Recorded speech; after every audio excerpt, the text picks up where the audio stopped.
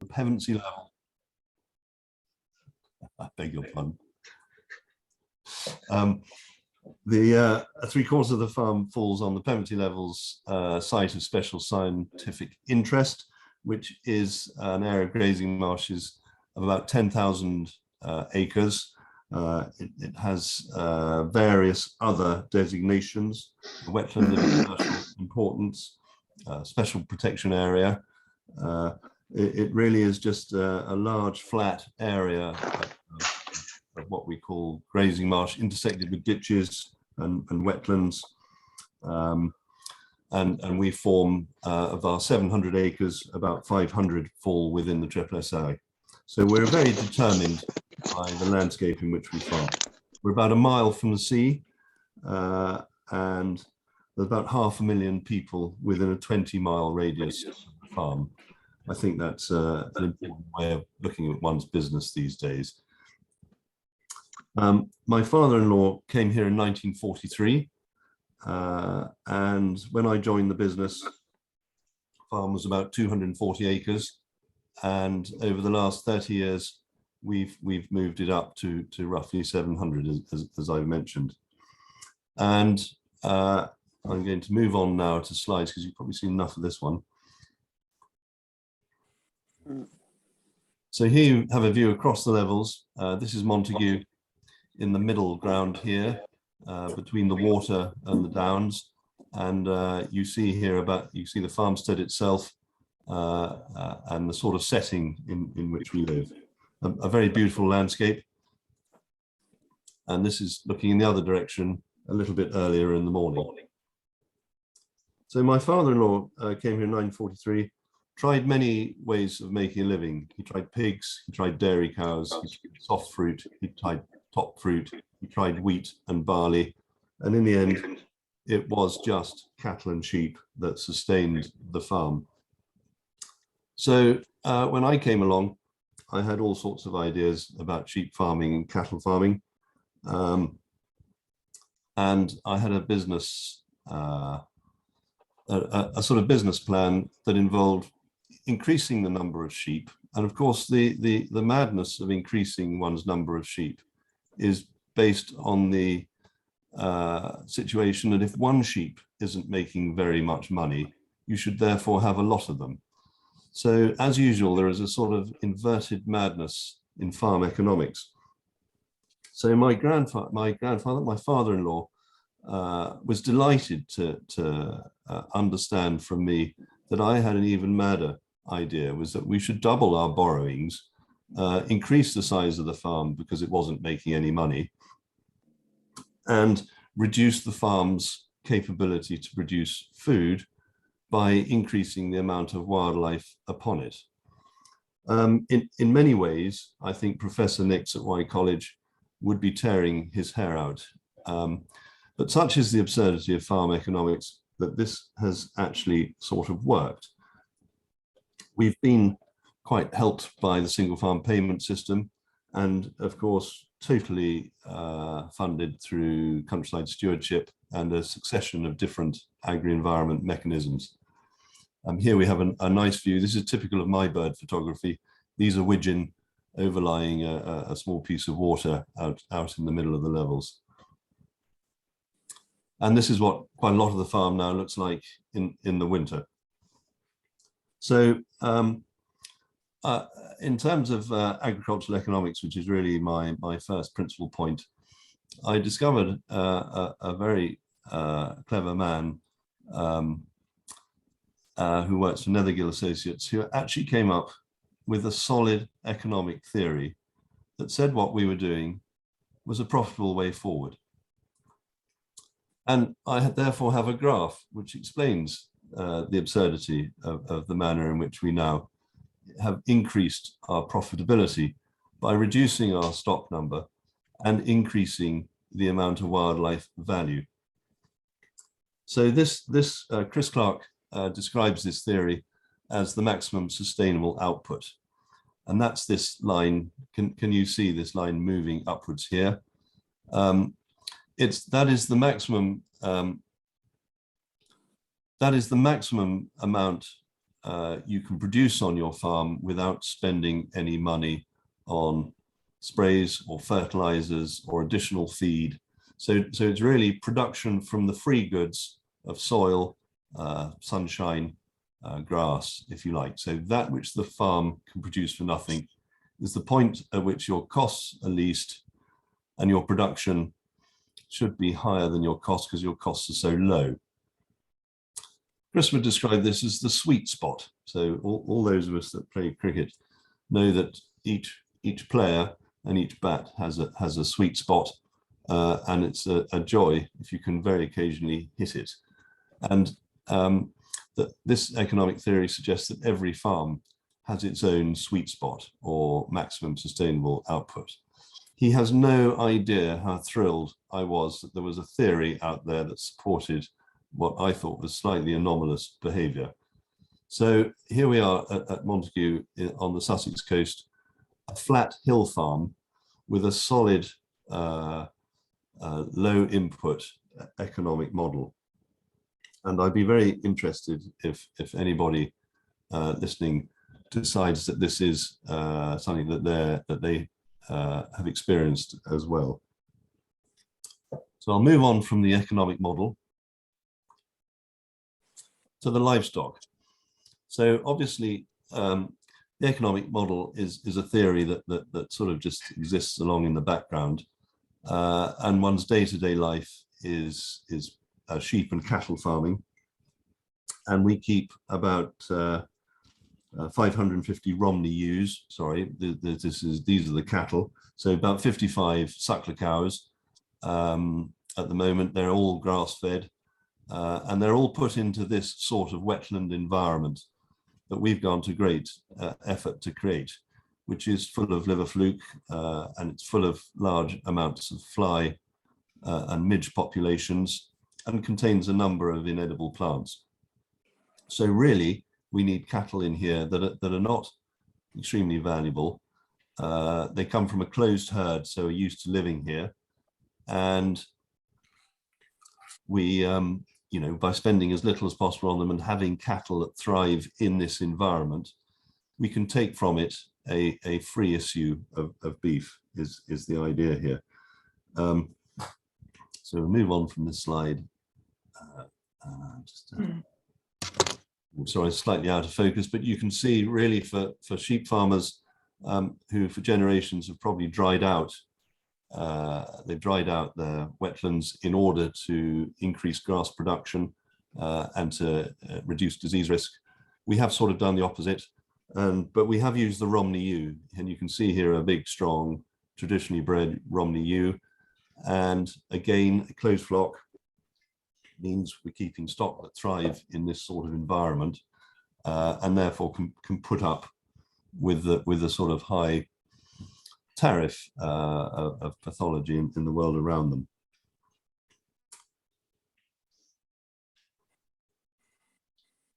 Here we have a classical Romney ewe with a smiley lamb, and we really have over the years we've looked to not increase prolificacy too much, and to have a hardy sheep that remains healthy and has good feet. And here we have some cattle fattening on what looks like clover-rich swards here on the top ground in front of the farm buildings. So that sort of covers the sort of farming element of what we do, but it's really it's about sustaining healthy stock with a low input grass only system. We aim to get a medium output, so out of the ewes, you know, that's we're using.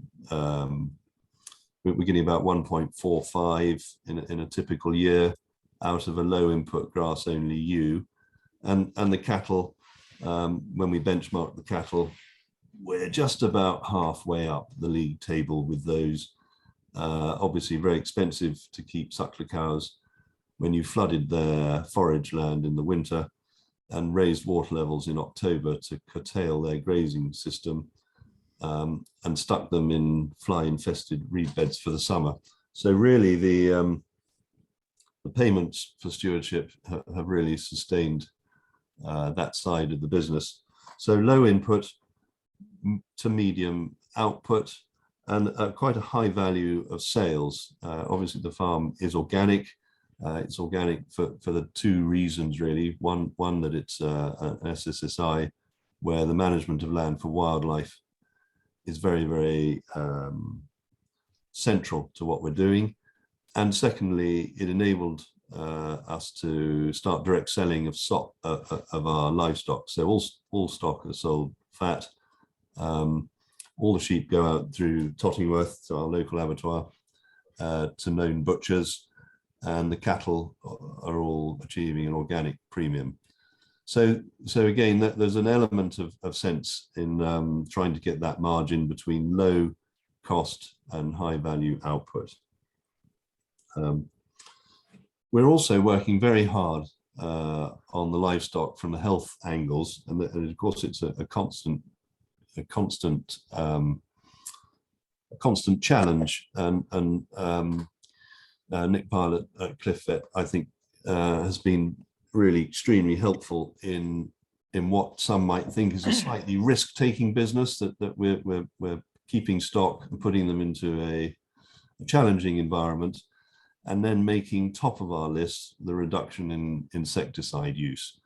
So we've really tried very hard to reduce wormers and use very little fly spray now. Certainly we've cut the fly sprays out on the cattle and replaced them with fly repellents. And we've reduced drenching to a minimum. We don't drench our ewes, and we are very careful and use fecal egg counts to determine when and if our lambs need drenching. And we're doing this because the minutiae of what happens in a landscape is incredibly important to that landscape's ability to hold wildlife. And the ecology that sits behind our livestock is quite remarkable. So this is an upside down dung beetle, and it's infested with phoretic mites. This might sound a bit scientific, and I'm not an entomologist in any way. I'm just completely fascinated by what happens when nature is allowed a better hand in the environment we live in. So this dung beetle, we all know that dung beetles clear up the mess and reintegrate it with the soil. And for a livestock farmer, the dung beetle is our earthworm, and there's a very correlated ecology with worms and flies and dung beetles all working together in a healthy soil and a healthy relationship with animals. Now, like many shepherds, I've spent a lot of my life fighting flies. So the discovery, and I only discovered this very recently, that dung beetles carry these mites, and these are little spider mites. So there's several hundred of these on this single beetle, and it goes from cowpat to cowpat, or sheep poo to sheep poo. And as it takes off, these mites are programmed to jump on board. The dung beetle doesn't mind a bit. He's a strong, fairly, well, this particular species is quite a good, strong character. And when it lands, the mites all drop off and they go, it's a free-for-all. You know, it's like Eastbourne on a Friday night. All these spider mites disappear off into the dung, and they beat everything up and kill them and eat them. And so every time this dung beetle lands somewhere, it puts 100 or so of these mites into a dung pat, which then go and eat fly larvae. Well, that's an ally, isn't it? And of course, it's a remarkable story. But it makes our life trickier, because we can no longer drench using dates, and we no longer drench prophylactically. So in order to foster this type of ecology, which makes so much of our farming easier if we can rebuild it, we have to take the risk of not treating our stock unless we know they're ill. And I would say that I haven't got that right all the time. And the really difficult one to deal with is liver fluke. But I would say that overall, we've cut our medicine bills to about a third over the last 10 years in real money without adjusting for inflation. And I would say our volume of insecticides used on a per ewe basis are around about 10% of what we were using even 3 or 4 years ago within an organic flock and herd. So we've taken a bit of a risk pushing in this direction. I enjoy it, but it's not an easy journey to go down, and it's a big learning curve. And here you have it's a growth area. I think this attention to soil invertebrates under livestock, and we are learning all sorts of things as we go along. We all know the ivermectin story, but actually some of the others aren't really very good for insects either. And then not using pyrethroids to keep flies off sheep. You know, this is a big technical challenge. So this is the sort of advice we get from the dung beetle people. So that's just one element of the farming. So I've sort of, if you go back to that earlier slide, I'm now going to enter about subject 3, because we've looked at our business plan, we've looked at our livestock and the direction of travel for that. And I want to move on now to this sort of thing. So if you think back to the buying of land and reducing its productive capacity in order to generate wildlife, this is some of the sort of things we've got up to. So we've dug 2 or 3 ponds or scrapes every year over the last 30 years. So I think we've dug over 100 across the 700 acres. As you can imagine, this has caused me all sorts of trouble with the RPA, and measuring them when the inspectors came was quite a hectic business, because they came in August and they reappeared in October, and half of the farm that they could see in August was underwater by the time they got there. So there was a lot of guesswork, and you guessed it, they didn't guess in my favor. So it doesn't, farming for wildlife doesn't necessarily exempt you from the ire of the inspector. This was very much what we did when we started our nature conservation work, and Darren doesn't look like that now. He's 30 years older, but he's very pleased with that scrape. And I think I'll come back to what that scrape looks like in a minute, but here we have one of the birds that absolutely excited us into doing this work is, of course, the lapwing. The Pevensey Levels historically had a pretty healthy population of lapwing. Some of the Sussex Ornithological Society records that we have going back to the 1950s would suggest winter flocks of 20 to 30,000 and estimated nesting numbers of perhaps 400 or 500 pairs, but weren't particularly systematically counted, and that's probably a guess. You have to remember, in the 1950s, late 1950s, I believe, the Lapwing Act was passed to stop egg collecting, and it's a bird that's been declining for 100 years. There are some lovely accounts of lapwing 100 years ago, and we can't believe the numbers there then when we now look at today's tally for the Pevensey Levels, which is sub 20 pairs. So this is a bird that's really disappeared. But this girl is about to sit on some eggs. Typically, they lay their eggs on bare ground or in little scrapey nests like this. They have elaborate courtships. Their flight display is without doubt one of the most joyful, just exuberance, aerially crafted gymnasts in the air, and the calling and excitement. It's just a thrilling time of year, and their decline is a great loss to us all.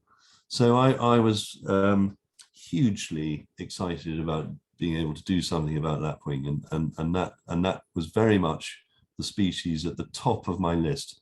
I also believed it was a bird at the top of a sort of ecological pyramid, that if you had lapwing on your farm, you had good water levels. If you had good water levels, then the ditches and the ponds were teeming with the quiet fun of all the insect life that throngs along when you have water, and all the botanic diversity that goes alongside good, clean water. And undoubtedly, I'm a great claimer that the Pevensey Marsh is the most biodiverse wetland in the UK. There is some evidence that suggests that's true, but I'm a vigorous seller of that, and I don't often get talked down over that, because I tend to talk to just farmers in Sussex. So very happy to have that accolade.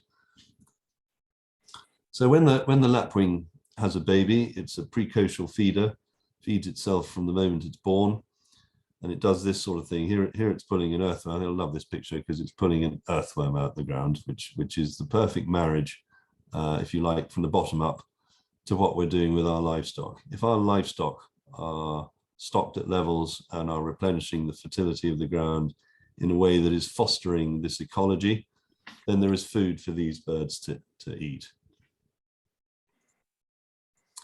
Not just lapwing. Not that this is all about numbers, but the farm has a bird species list in excess of 220. And partly this is due to its location. I'd like to say it's all due to brilliant nature reserve management. But if you're a mile from the sea on the south coast and you're within a big wetland, you're going to get visited by all sorts of characters. This is another bird that nests with this. This is the redshank, and the great picture, sleeping on the top of a fence post. Within the matrix of habitats, and things that we aimed at were increasing orchid numbers in herb-rich meadows. And I think these are all very, that's my finger with the dirty fingernail, and it shows that this, in a particularly dry year, this is a green-winged orchid that just grew to that height, about an inch, perfectly formed, small and perfectly formed.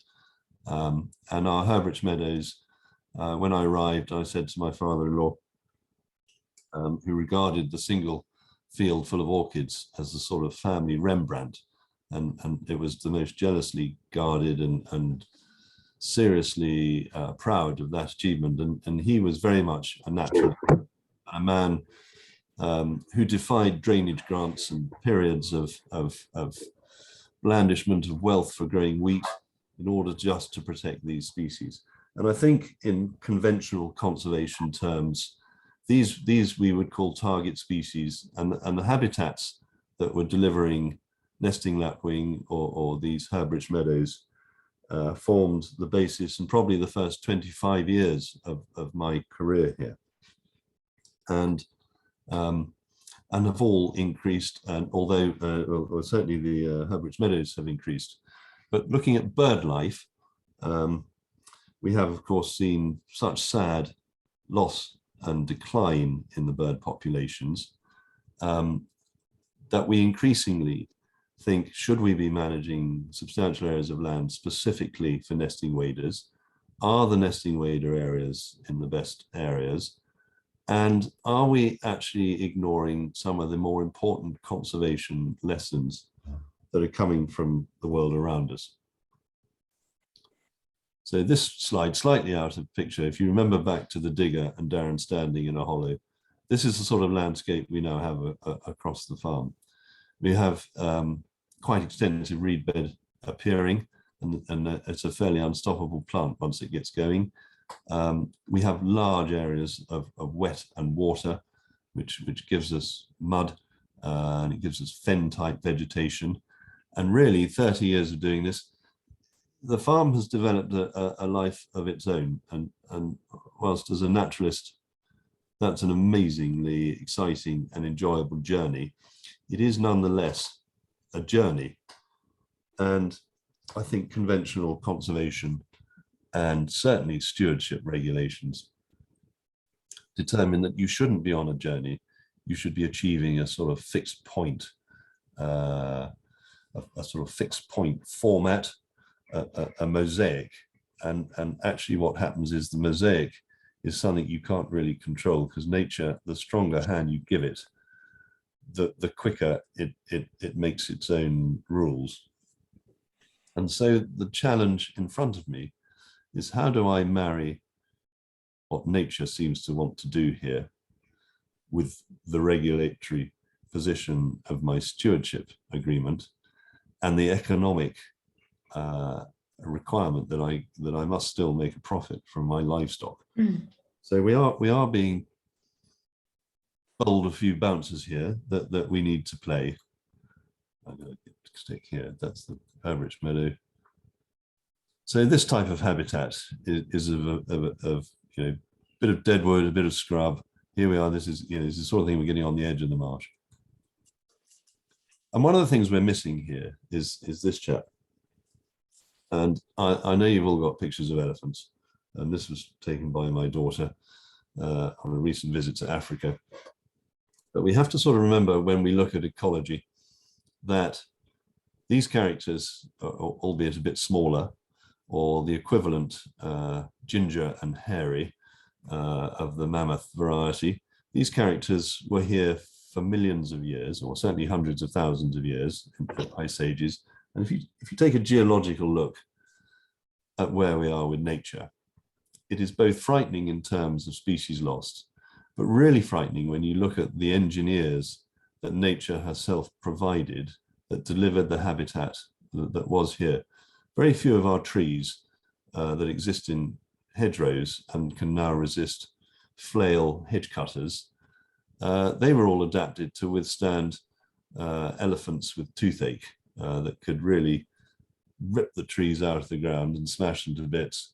And it is perfectly normal for that to occur in nature. And so this careful, species-orientated, traditional, conventional conservation is missing some of its chaos makers. And I'm quite sure that the discussion might lead to well, where are you on the beaver front? It wasn't, this was last winter, I cut down a willow that fell across the road, and my neighbor planted the sign that I had made a home for Mr. Beaver. He's obviously concerned that we will let loose this rodent, and chaos and water and tunneling will ensue in a way that will make farming very difficult. And I think that may be a commonly held view. My own view is that as we look at our farm and think, how do we put back species that are being lost? How do we continue to make a living in which the public purse will remain a source of money to us? Because I really don't believe this farm would thrive in profit terms if we only had beef and sheep on it. So the ability to produce a really good crop of wildlife, I think we have to have the best tools available to us, and to use them in a way that is advanced and modern and is biologically sustainable. Unfortunately, that does mean it has to be regulatorily sustainable.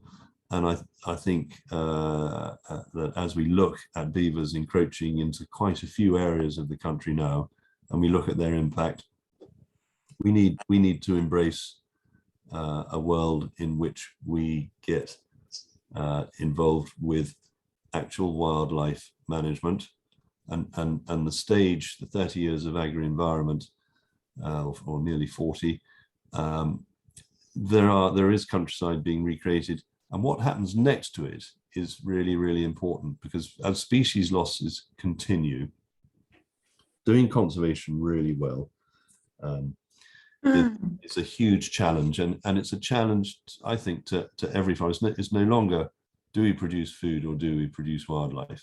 I think even on this farm, we say we do both, and we try and do both really, really well, and we try and do both in a way that brings money to keep the roof on the houses and to keep the families fed.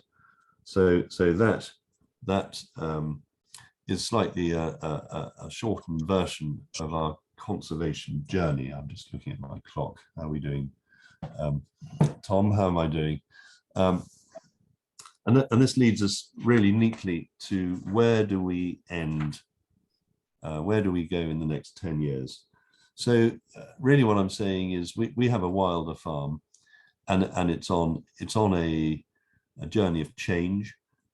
We have a society that is withdrawing payments for farming, but almost certainly going to continue with quite decent payment levels if you are going to change your farm radically enough to actually really generate some wildlife. And I think this is a very exciting challenge, because no doubt war in the Ukraine and food is racing up the political agenda, and probably green farm systems may well be slipping down the political agenda in the cost of living crisis. And I've looked quite carefully at the headline recently that the riots in Sri Lanka, for example, were caused by farmers rejecting organic farming. I think really that those riots were caused by farmers rejecting autocratic and dictatorial political situations in which their freedom to manage their land as they wished was removed from them. I know the Dutch farmers are having a bit of a go at the government at the moment over nitrogen. Is that really their beef, so to speak? And are they not also pretty upset that governments are compulsorily purchasing land off them to buy houses? You know, I think these arguments have got to be looked at. And I think anything that divides farmers from wildlife is a really bad thing. So I think over the next 10 years, I want to see farmers rejoined to the responsibility and the joy that having wildlife on your farm can bring.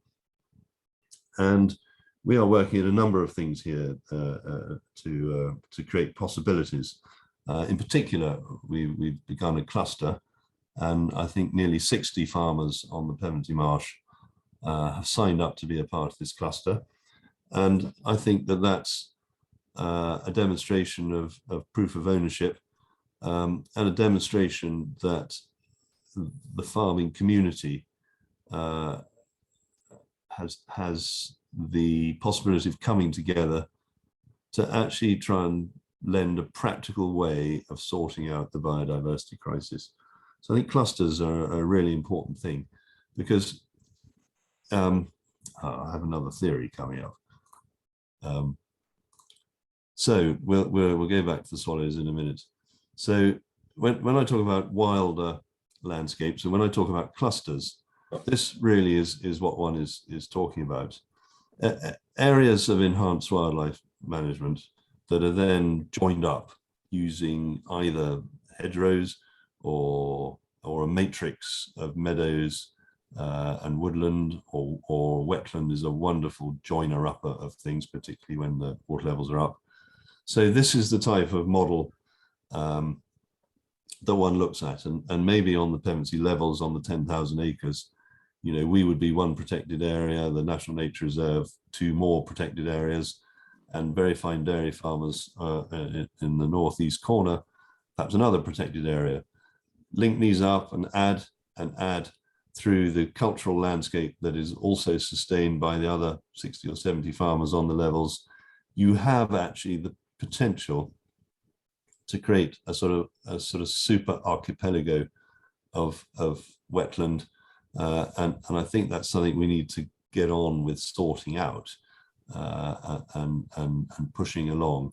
But it's so important that the community of farmers, as they are doing, take pride in the ownership and operation of this.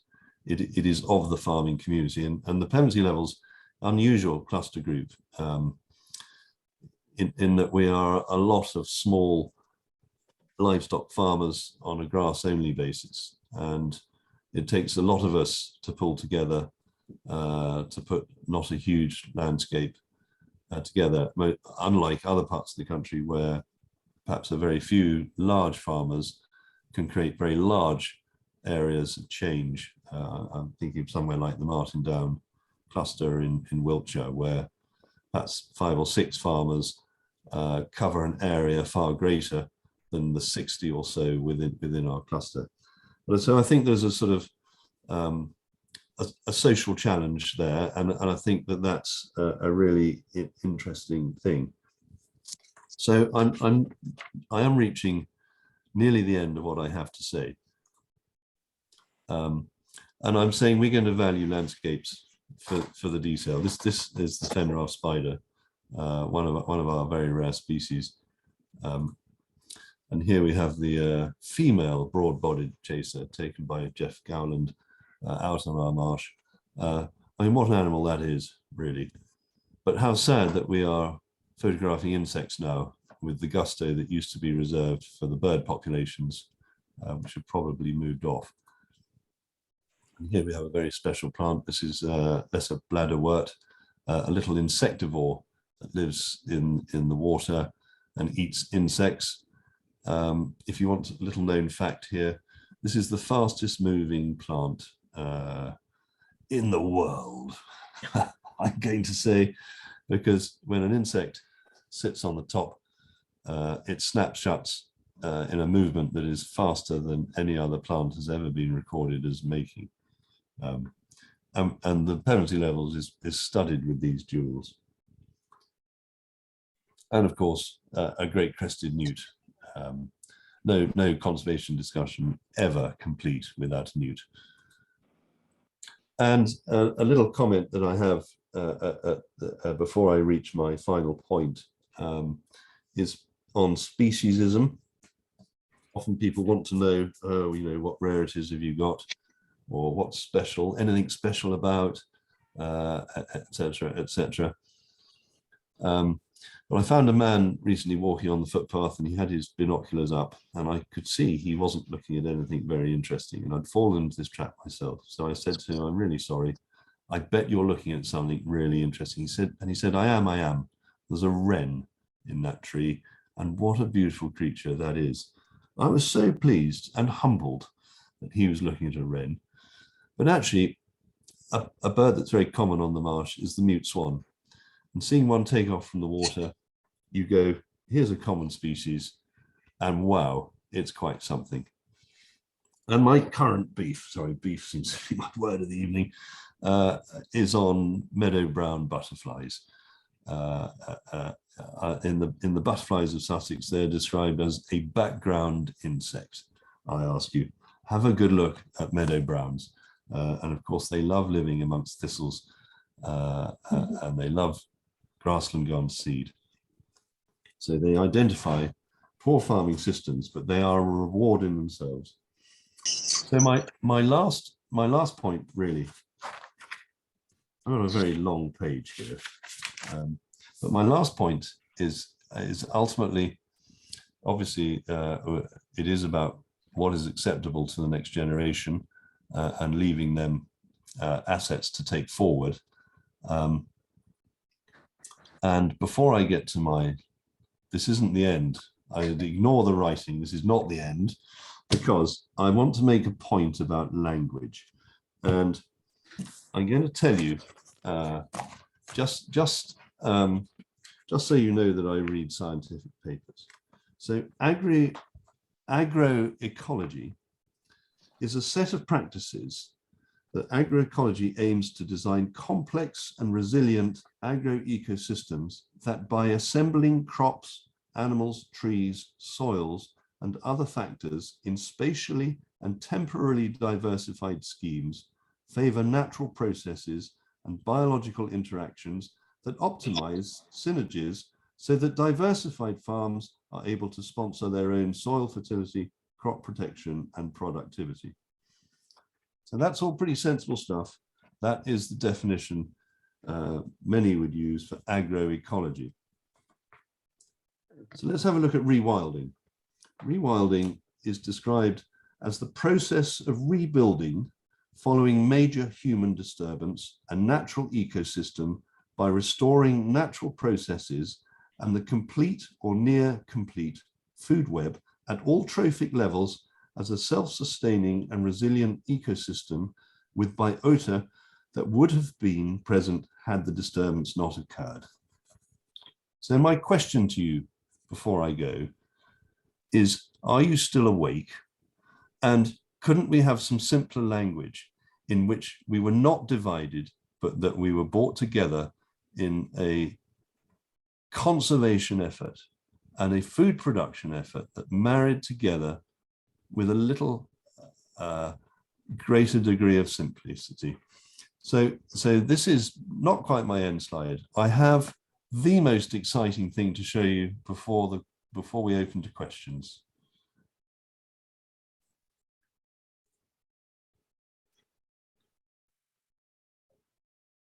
And that's good night. Thank you very much, Martin. Can everybody hear me, right? I think I'm not on mute. Yeah, thank you very much, Martin. That was fascinating. I've got some questions, but I'd like to take any questions. If anyone would like to ask, please put your hand up or speak up and we'll crack on with some questions.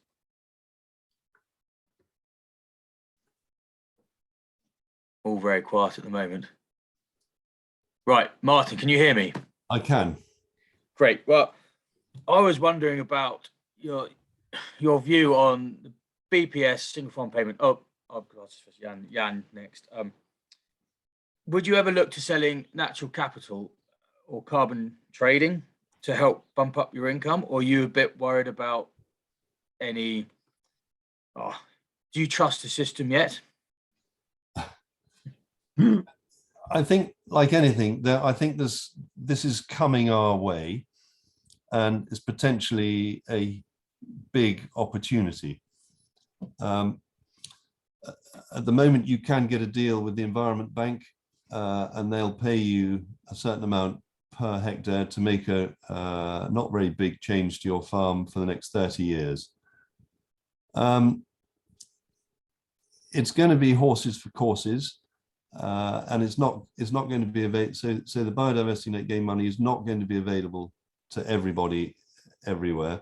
And at the moment, it is complex, and I think it's a very young market, and I wouldn't jump too early, except to get a toe in the water. But I think we've got to watch. I think what we've really got to do is organize to make sure that when it does start creating available funds, that there are mechanisms which we can have, of which clustering is one, so that money can reach farmers. I worry that if it's not available to farmers, if it's all given to wildlife trusts or the National Trust or to large charities or to really well organized estates who have good admin teams, I think then farmers will miss out. But it is up to farmers to organize themselves. As for carbon trading, the single most disappointing thing that's happened to me this year was being told by a carbon trader they weren't interested in permanent grass. So I got blown out of the water on that. Yeah. Thanks, Martin. Jan. Two questions, really. One, just a matter of detail in relation to how do you cope with liver fluke. The second, in relation to creating a cluster, I can understand how it can work fairly well with owner occupiers, but I'm concerned for the short-term tenant on short FBTs and so on, and how you attract those and how that interacts with Sorry? How that interacts with landlord-tenant operations? Oh, blimey. So liver, I don't know which of those is more difficult to answer, actually. I mean, liver fluke, because it's not, it doesn't happen every year, and it can happen in different fields, in different ways, in different combinations. It can catch you out. I would say I'm a fairly experienced campaigner against liver fluke, and that we used to prophylactically drench twice in the winter to make sure our sheep simply didn't get it, and especially the sheep. The cattle we treat when they come in the winter, so that anything that's old enough is killed by whatever the insecticide is that we're using. We now test the cattle when they come in and only treat them if they've got liver fluke. And then obviously that now abattoirs provide us with information, because all our dead stock comes back with a vet report. So we're getting quite an interesting profile. So I haven't used prophylactic flukicides now for about the last 4 years. And I had a mob of 100 ewes this year that got quite bad fluke. It's the only time we've caught through, and it's a nasty enemy. And you know, when I say I take the risk that reducing prophylactic control of insecticides, I think the fluke is the one that catches you out, and it did catch that. And we did, of course, we got them isolated and treated them for it. But I think some damage was done. It was a very acute attack by fluke. So I think, Jan, the fluke, I don't have a very nice answer for you, but because I think it's an enemy that we got to just keep on very alert with, and involve our vet in with as much testing as possible. And the more testing we can do. This is what it looks like. Come and have a look. I think Somebody needs to mute. Yeah. If I can do. And I think the answer to your question, I think is a cluster group. I'm very keen that we are very loosely defined as farmers, and that those who are interested should join a cluster. I don't think you need to be a big farmer or a small farmer or a landowner or have a long-term tenancy. I think if you have an involvement in the farming industry, particularly if it's a slightly in-out because of short tenancies, I think get stuck in, just get stuck in. Lovely. Thanks, Martin. Any more questions out there? Sure, there must be. Not appearing a minute. Martin, where did it come from? Where did your original business plan when you went home, when you went to Montague? Was that after your time up at Elmley? Did that sort of spark it? I think farming with my father. Yeah. I grew up on a family farm where my grandfather was also there, and he was a very keen and knowledgeable ornithologist.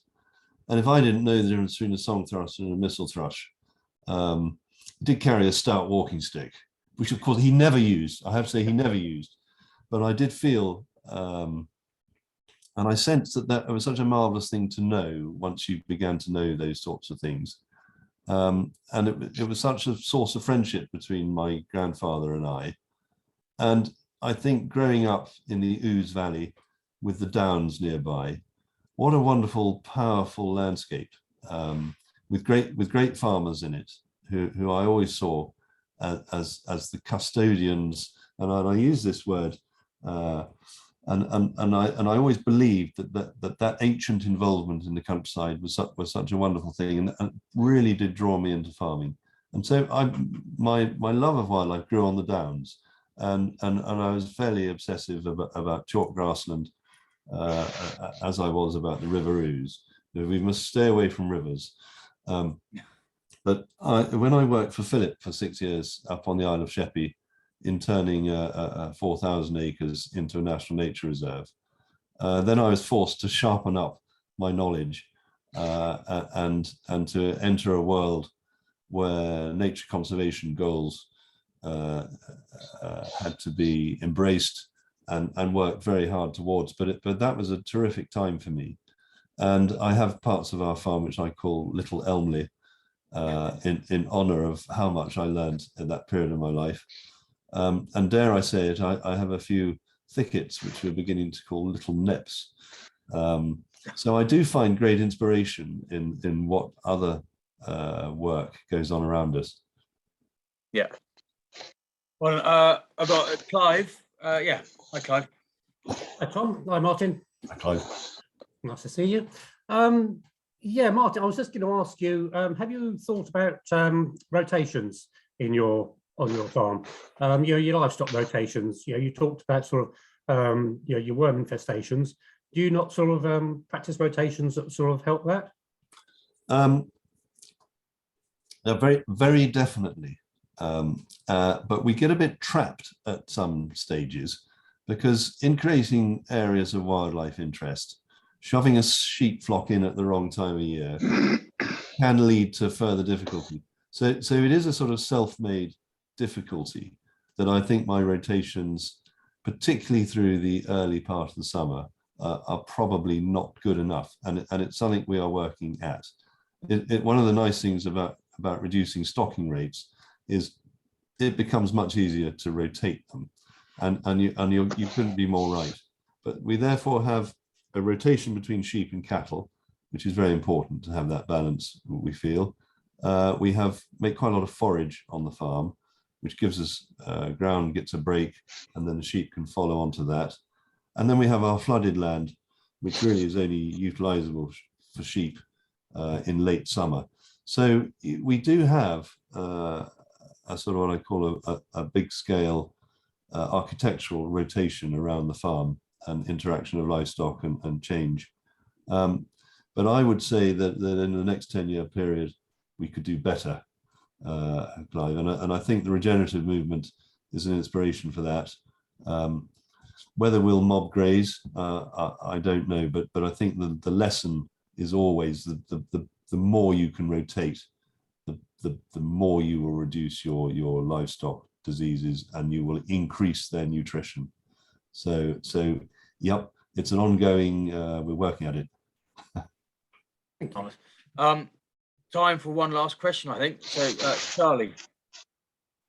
Oh, Tom, yeah, can you hear me, guys? Yep. Yeah, not really a question, Martin. Truly, have you written a book on all this?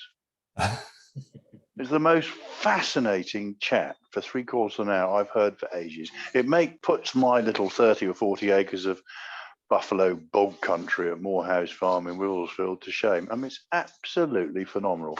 Thank you so much. Well, absolutely fascinating, sir. Thank you, Charlie. I think you start making me mad, but I think you need to do it. Fantastic, thank you. On that lovely note, Charlie, can I just pop in, Tom? Sorry, Jennifer. I just also wanted to thank Martin. It was illuminating. I loved what he shared. It was absolutely brilliant. And I hope farmers support what he's offering. And I'm kind of thinking about the birds and bees. I love it. So thank you very much. Thanks, Jennifer. Well, Martin, have you got any final words, or do you want to say anything? Done? No, thank you very much for listening. Well, thank you for coming on, Martin. It is fascinating, and there's so much potential out there of farming with wildlife and production together. It's how we tackle it, how we get together, how we pick your brains and use your skills. But also on the flip side, I'd say a lot of farmers are doing a lot of good things already. They just probably don't quite realize how good they are. And it takes the confidence to probably show it off and tell people what we are doing. So thank you, Martin. I'd like to say thank you to Fram Farmers again. I'd like to apologize to everybody for the technical issues. And it's probably not lost on you that this is a technical forum. So I do apologize for that.